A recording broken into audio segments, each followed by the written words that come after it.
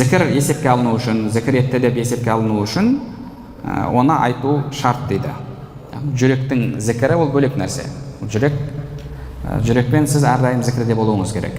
Бірақ кедергі болмаған кезде тілді қосу керек, тілмен айту керек.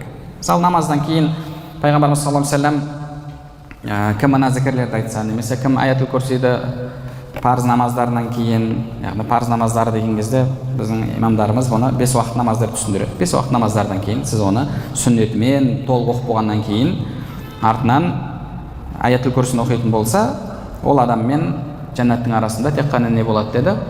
Өлім тұрады деді. Тек қана өлім тұрады, одан басқа ешқандай кедергі жоқ деді. Сіз соны айтуыңыз керек. Енді оны айту үшін тек отырып алып жүрекпен ғана айтасыз ба? Жоқ. Жүрекпен ғана айтпайсыз, тілмен, жүрекпен айтасыз. Жүрек әрдайым болу керек. Тіл болмаған күнде де жүрек болу керек. Бірақ мен жүрекпен айтып жатырмын деп тілмен айтпау дұрыс емес.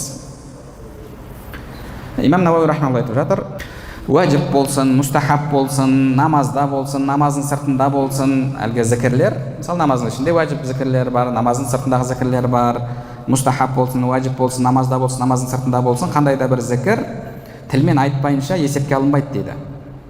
Ал тілмен айту деген қандай деңгейде болу керек? Ең төменгі деңгейі өзіне естілетін болу керек дейді. Бихайсу юсмиу нафсах иза кана сахиха ас-сама. Құлағы дұрыс еститін адам болса, енді мысалы құлағы ауыр, айқайламаса естімейтін адам болса, енді ондай адамға қатысты емес, бұл жерде құлағы дұрыс еститін адамға қатысты өзін еститіндей деңгейде болу керек дейді.